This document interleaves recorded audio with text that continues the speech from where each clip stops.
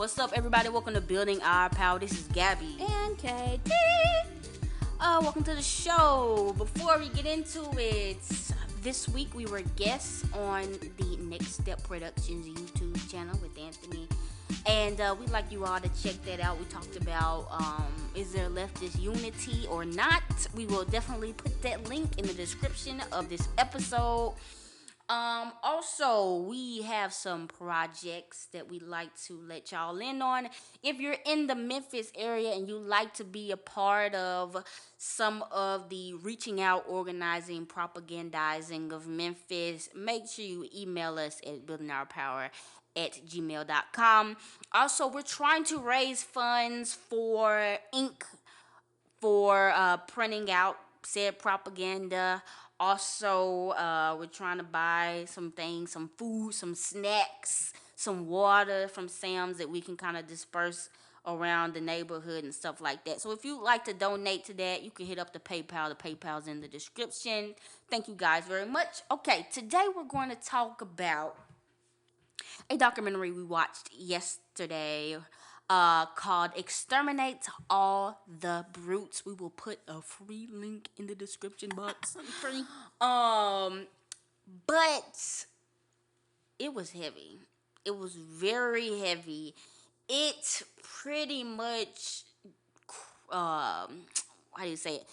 Described neocolonialism in the world and how it tied into white supremacy, how it tied to capitalism, how it tied to religion, and just the atrocities that went on and indigenous people, black people were subject to at that time. So KT, do you want to talk a little bit about your thoughts? Because you had a lot of thoughts after watching the documentary. Okay, so yeah, I can definitely talk about that. Definitely, I do want to let you guys know, like, content warning for gore and things like that, and also spoiler alert if you do decide to watch it. But basically, my overall thought was complete and utter disgust with European white people, just complete and utter disgust. They show in the movie very, very gory images that you probably have never seen. And they literally tell it not from the, usually when you're hearing or you're reading history, they tell it from a European colonial way. And he literally takes it and he flips it and he retells the story from indigenous Jewish black people's perspective. And I don't know, it was really good. It was good because I feel like that would be a movie that could help, maybe not push, but maybe like get white people's brains to just start thinking like, oh wow, like I'm really out here, or my entire ancestry has literally killed and murdered people.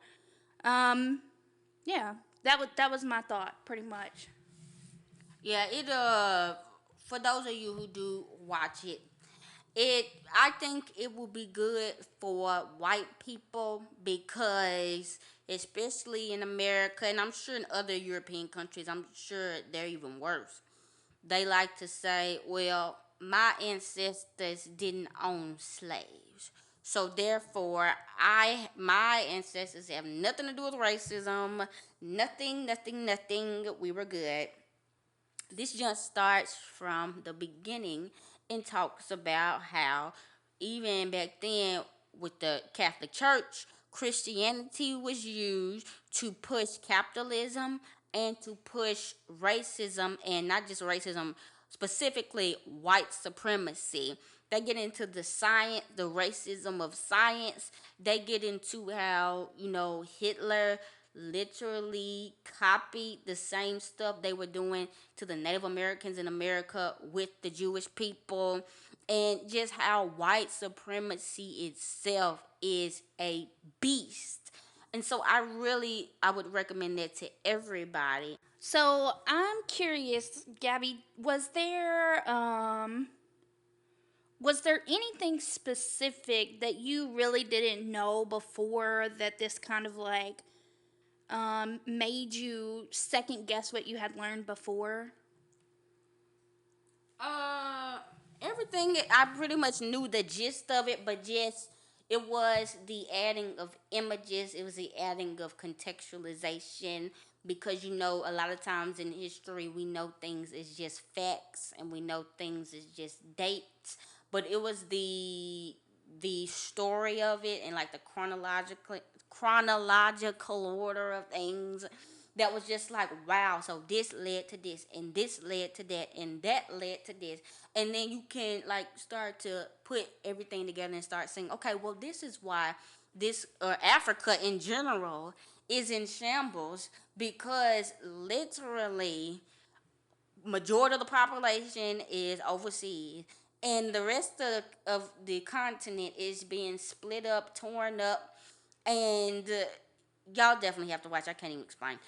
What about you, KT? It's hard to explain. Like it's so I don't know. We like I said, we watched it, and after we watched it, we basically just sat back and we were like, wow, because it was like wow, like there's literally it literally takes everything that you know about colonialism, like Gabby said, and capitalism. It puts it in chronological order. It talks about how the native people literally were minding their business, and then how these European colonizers literally just come over and they just decide, oh, this is my land. And that it kind of brings me to, because afterwards I was like during the show they talk about the treaties and stuff like that that natives had made with the European settlers or colonizers and with the U.S. government. And I looked up these treaties, and majority of the treaties were not even ratified, so they never actually got what the native people signed off for. They literally, like, not only were European colonizers literally just coming over and taking all their land, they were literally lying straight to their face and saying, hey, you know what?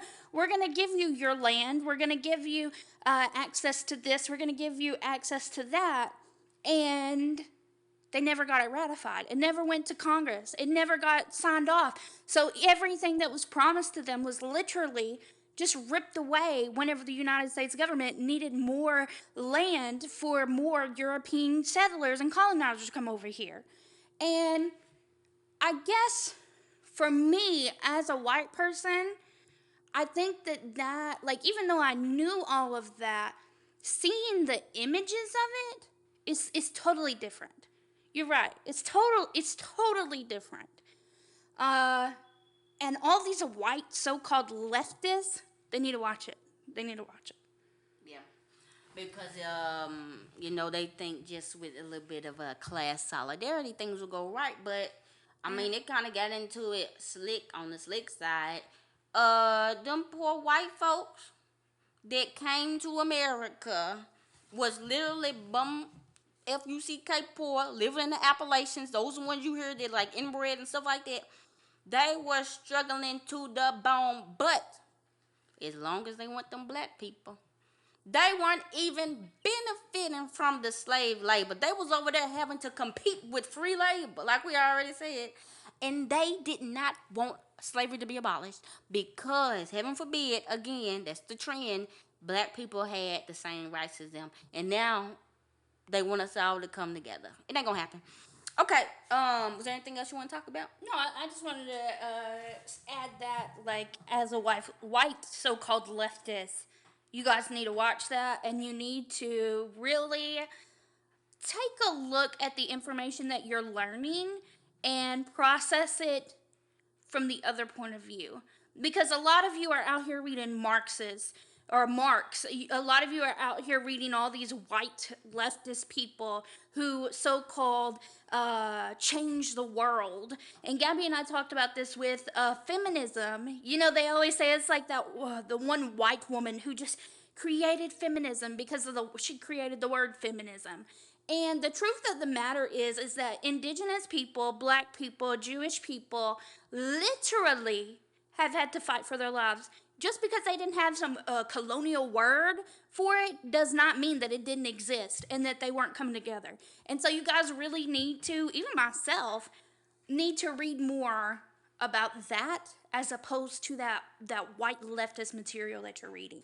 Okay, guys, so we're going to kind of change the conversation here. We're going to talk about a meeting that Gabby and I actually attended this week over Zoom, I think it was. Anyway, it is a program between a nonprofit and a very, very well-known college here in Memphis. And they're going to be teaming up so that they can do some community revitalization over in Orange Mound. If you guys have heard us in our previous episodes, we talked about Orange Mound and how they're essentially going to be gentrifying that neighborhood. So anyway, we sat in on the on that Zoom meeting, and they were talking about a community buy-in. Essentially, what they were going to be doing is they were going to be implementing new revitalization things where the college was going to have like a course and allow students from the college to help, help the poor people out, help the poor folks out over in Orange Mound. So anyway, we had some real like whoa moments during that. And Gabby, what did you think about that meeting? It was sad to me. Why was it sad? It was sad because in the meeting you had older people and people in general that really wanted to see change in that area. Right. That really cared about that area, that have lived there forever, that have retired there because it's one of the places for, the most affordable housing. It was a historically black neighborhood for the longest. It started out as a plantation, all that stuff. And it was sad to me because we already know the deal. We already know the deal. This nonprofit is teaming up with some 20-some-year-olds, and it's gonna be like a mission trip. Pretty much. Whatever they can't possibly do nothing that's gonna change the community for good. They over here talking about financial literacy. Financial literacy in a community whose median income is $35,000.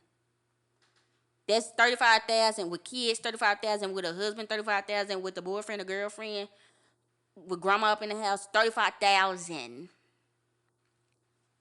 So of course there's a lot of crime, a lot of dilapidated houses. One of the biggest problems that they have actually is that corporations have bought these properties and lots, and they're waiting on the price to go up so that they can rebuild. But right now it's just empty lots. It's messing up the air quality. A lot of people have asthma and stuff like that. So it just made me feel sad because I know that they're not really up to nothing. We went to their website. It's a bunch of hobo jobo.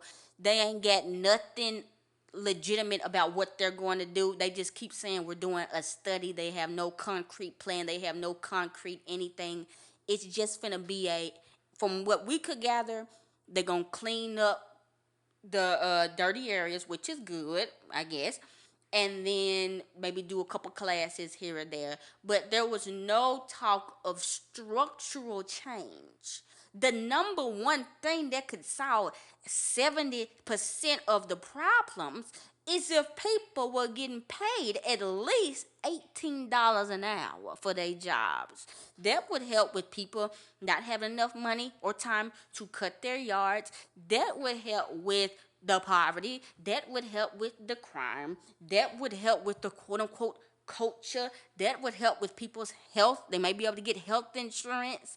Like, it was a lot. What did you think? Yeah, I think, it was bullshit. Like, honestly, the whole meeting was bullshit. And there's one part, something really simple. It was this older lady, and she came on there, and she was complaining about getting her grass cut. She said, this wouldn't happen in a richer neighborhood. I wouldn't have to complain to people about getting my grass cut in a bigger neighborhood. It would already be done, right? And Gabby kind of chuckled at it. And so did I, and so did everybody else within that meeting. But I'm thinking, like, I thought to myself, I was like, really, that would be a perfect time for somebody within that meeting, even, to do mutual aid. What they could have done was, you know what, ma'am, I actually have a lawnmower, and instead of you paying $150 every 2 weeks, I'll be more than happy to go out there, every 2 weeks and mow your yard. Like, it's really as simple as that. Like, it does not have to be where this lady has to come on a meeting about community revitalization and has to complain about her yard not being mowed and she having to pay $150. And I think to myself, what is $150 to me? $150 to me is grocery for 2 weeks, you know? And so I'm sure since she's an older lady, she's probably on Social Security. And imagine what that $150 is to her. It's probably groceries for a month.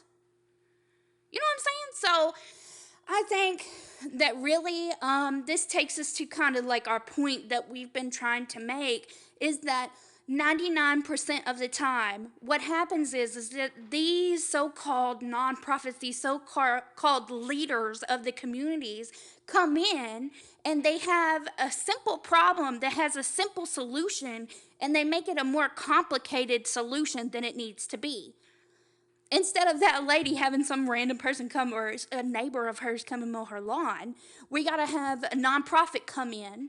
That nonprofit leader is going to be making $80,000 a year instead of making less than that so that that lady can make more or like redistributing the wealth. You know what I'm saying? Like, and so yeah, that's kind of like what my thought process was. It was just really about what we need to do is we need to be self-sustaining and stop worrying about these governments to help us. Because they're not going to. No, but that's the thing. What I said is the problem is in that meeting, there's nobody doing any teaching or any redirecting. So with the nonprofits, with you working with a private college, it reinforces that yes, you will need governmental money, you will need governmental help. And the thing about the lawn mowing, yes, that is true. People can come together, but people don't obviously if they can't cut their own yard. They don't have time to do it. I'm sure there's somebody that can help that one person, but without organizing people, it's just gonna be it ain't gonna be right. Which is why you said about self-sustaining, which is true. Correct. Because this nonprofit, they come in and they say we want community buy-in, we want the community to be a part of this. This ain't gonna be a one and done. But how exactly are you engaging the community? Because to me, y'all aren't willing to tackle the main issue because you don't think you can. You don't want to. You think capitalism is the only way. If you were to speak out against the mayor, speak out against the government, you lose your funding. Okay, whoop-de-doo. But you're doing a disservice into not even getting people to think that, hey, there is a way for us all to literally, if we're not getting paid enough, make a community of our own where we help each other out. Also, we have this huge community garden. Why don't we get nonprofit funding to employ people to actually make this a real deal garden and give fruits and vegetables into our neighborhood since this is a food desert? Why don't we use nonprofit funds to raise money for people who can't pay for their prescriptions and stuff like that? Like, Let's talk about that. Let's talk about the fact that we would that's a whole other thing that just makes me even more mad. Is like you're right. Like how come like what is the purpose of this quote unquote community revitalization where all you're gonna do is add some freaking expensive apartments and pave the road and y'all only got one grocery store and it's a Save-A-Lot?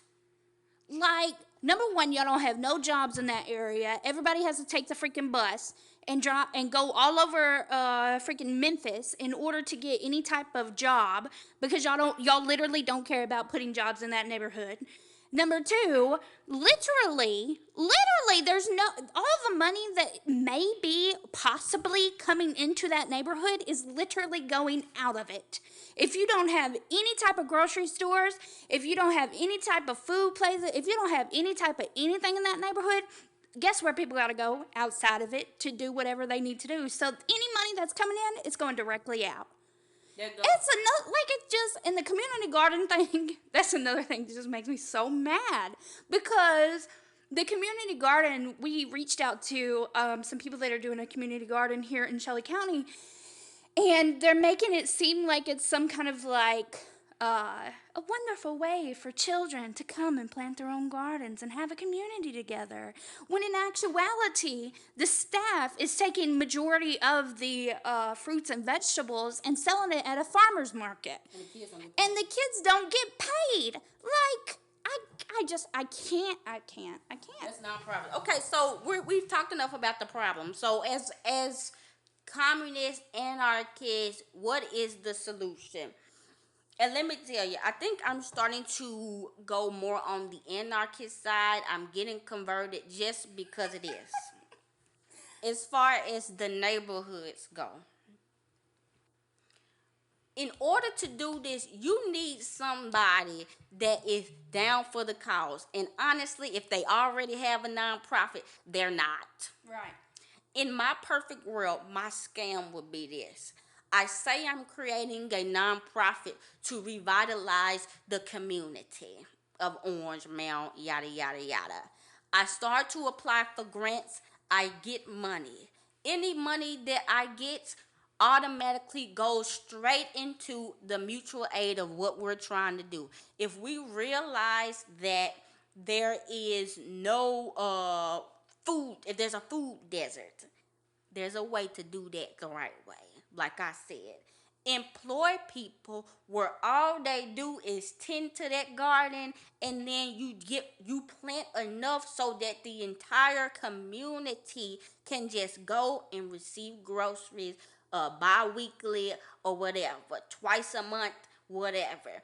And that will be self-sustaining. And also, people want to volunteer and help so that they can get groceries. Do it like that. I feel like you're going to have to start with some capital, but that's a way to get people to see that we can take care of ourselves. The government's not going to do it. Come over here and volunteer for the market, and so that everybody can enjoy these things. Also, with issues like transportation, if there's a way to get nonprofit funds to get buses and gas so that you have a transportation system where you pay somebody and their job is to help get people around the community around, and people can volunteer. I feel like there's ways, if you gonna use this stupid nonprofit model because we ain't got no money, there's ways to do it so that you ain't exploiting people and that you get people in the rhythm of community help. All of our needs can be helped by ourselves. The government is not finna do jack diddly squat. Literally, if these people had it their way, we would still be slaves. I mean, especially watching that documentary, like that totally, I was like, it's over with. If these people had their way, we would be slaves. If these people had their way, we would be in like little cages in the zoo, and then we'll go out to work, provide them with some labor, they get some money, and they'll throw us back in the cages. You not gonna ever get no help. We're not. So I think that kind of brings us to what we really want to talk to you guys about, and that's Haiti. As you guys know, the president of Haiti recently got assassinated, and so that kind of inspired Gabby and I to do some additional research in regards to that. And so, Gabby, if you want to tell them sort of like what we've learned and what you think that we here in the U.S. can really take from what's happened to Haiti and apply it to us so that we don't repeat that. Well, I'm not going to go through the whole history. I'm actually just going to put some links to some great resources into Haiti because it's a lot, even till now. But something that's, I mean, Haiti is a macro version, and all these colonized countries are macro versions on a micro level of us. I mean, literally, their natural resources have all been plummeted.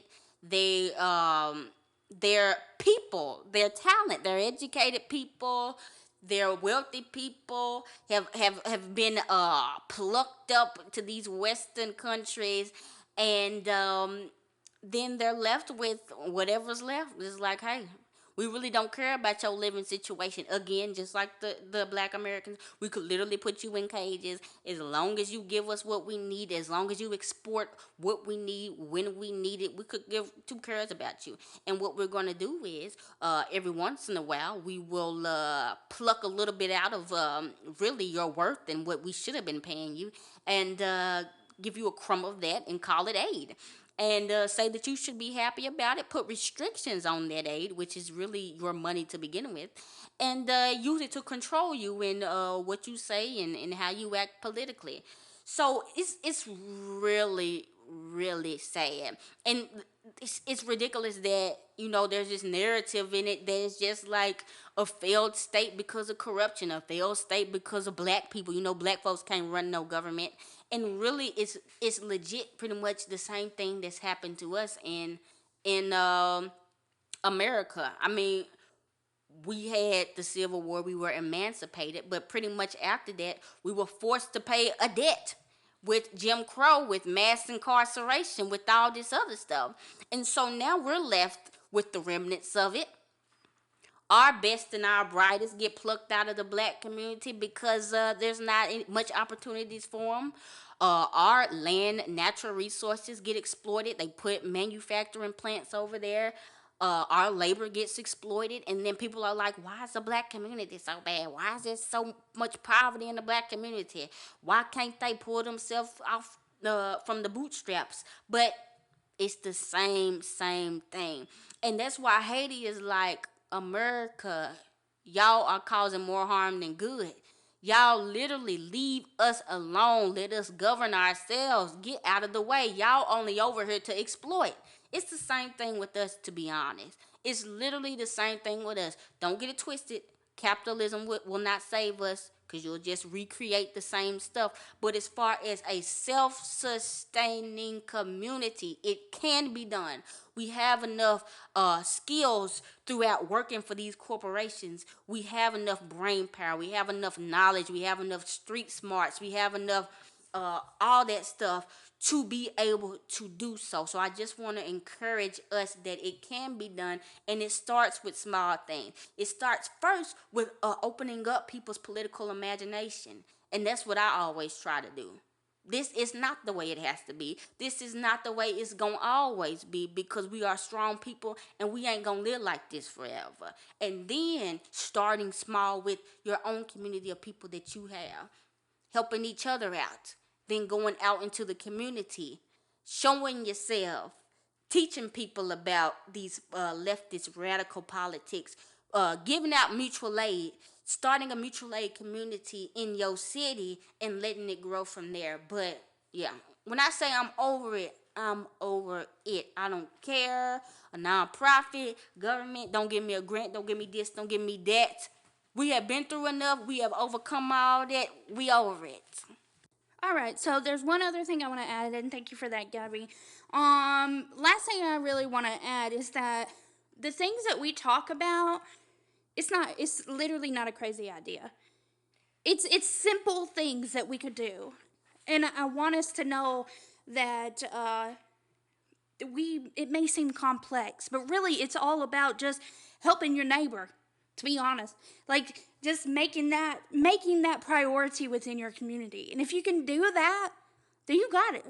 You got the communism, you got the anarchist thing down. But that's it. That's all I want. Yeah. But let us guys know what you think. We will definitely give you updates on what we're doing in the community. We starting to step out and get things moving, because we done talking. We ready to start acting. We'll keep you updated on that. Again, if you're in the Memphis area, you'd like to be a part of some of the organizing and work that we're doing, hit us in the email or hit us up on social media at Building Our PWR. I think that's pretty much it. Again, all links will be in the description box. Hit KT up at KT Does Art. Hit me up at Gab Beats Music. And we're out.